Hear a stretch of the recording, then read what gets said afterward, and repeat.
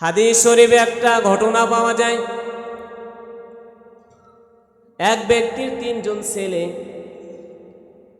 বড় ছেলে বাবার খেদমত করতেছে, দুই ভাই শহরে থাকতেছে, ছোট দুই ভাই। বাবা অসুস্থ, ছোট দুই ভাইকে ডাক দিয়েছেন, আসো বাবা অসুস্থ, বাড়িতে আসো, তোমাদের সাথে কথা আছে। দুই ভাই চলে আসছেন। দুই ভাই চলে আসার পরে বৈঠকে বসলেন।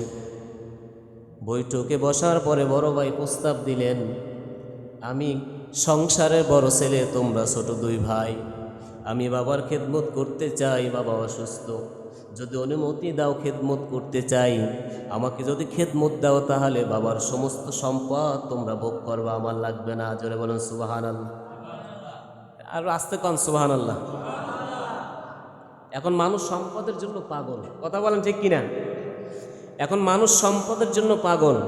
এমনও ঘটনা আছে যে বাবা মারা গেছে, মা মারা গেছে, সম্পদ বাক না হওয়া পর্যন্ত দাফন দিতে দেয় না। পেপার আছে, বিভিন্ন খবরে আসে, নিউজে আসে। গত বছর পটুয়াখালী একটা ঘটনা ঘটছে, মা মারা গেছে, দুইটা সংসার, এক সংসারের ছেলে মেয়েরা এসে দাঁড়াইছে, বাবা যখন নাই, মা যখন জীবিত ছিল, মাও মারা গেছে, এখন এই সম্পদ বাক না হওয়া পর্যন্ত দাফন হবে না। জোরে বলুন নাউজুবিল্লাহ। তাহলে সম্পদের পাগল আছে না নাই? ছোট দুই ভাই রাজি হয়ে গেলেন, সম্মতি জানালেন, ঠিক আছে বড় ভাই, আমরা তোমার প্রস্তাবে রাজি। একটা কথা জানাই রাখি, খবরদার বাবা ইন্তেকালের পর আবার যেন তুমি সম্পদের ভাগীদার হইতে আসো না, দাবি করো না।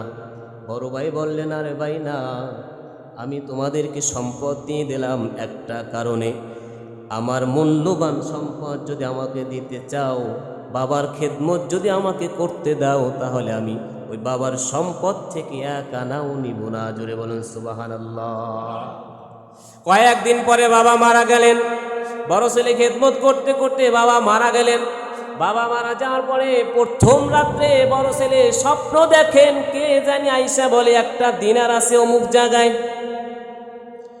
একটা দিনার যদি তুমি আনতে পারো, কোটি কোটি টাকা তুমি অর্জন করতে পারবা। বড় ছেলে বলতেছেন, ওই দিনারের মধ্যে কি কোনো বরকত আসেনি? লোকটি বললেন, না, কোনো বরকত নাই। বড় ভাই ডাক দিয়ে বলেন, না, যে দিনারের মধ্যে কোনো বরকত নাই, ওই দিনার আমার চাই না। আল্লাহ ঘোষণা করে দিয়েছেন কোরআনের মধ্যে, ওয়াবিল ওয়ালিদাইনি ইহসানা, বাবা আমার প্রতি যদি সৎ আচরণ করতে পারো, বাবা আমাকে যদি সন্তুষ্ট করতে পারো, আমার আল্লাহ তোমার প্রতি সন্তুষ্ট।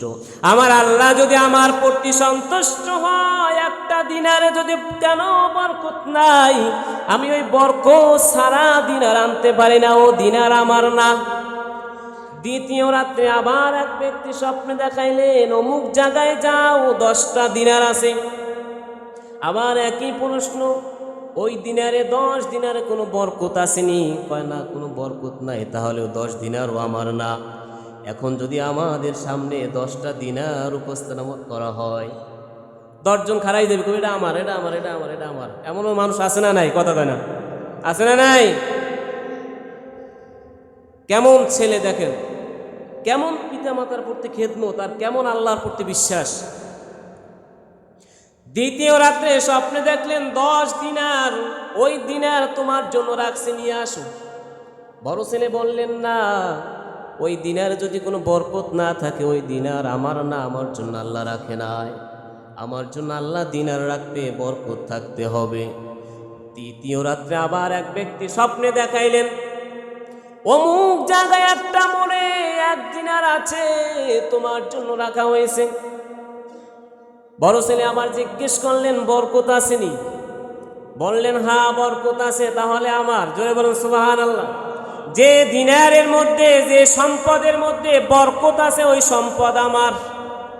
আল্লাহ রাব্বুল আলামিন বলছেন, যার প্রতি তুমি সদয় হবা, আল্লাহ যদি খুশি হয়, ওই সদয় হওয়ার কারণে আল্লাহ পাক তোমাকে কত জায়গা থেকে কত দিবে, তুমি টের পাইবা না।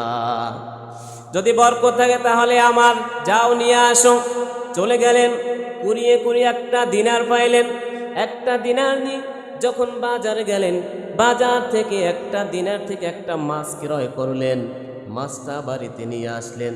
বাড়িতে আনার পরে ওই মাছটা যখন কাটলেন, কাটার পরে মাছ থেকে কিছু মুক্তা বের হয়ে গেছে। জোরে বলুন সুবহানাল্লাহ।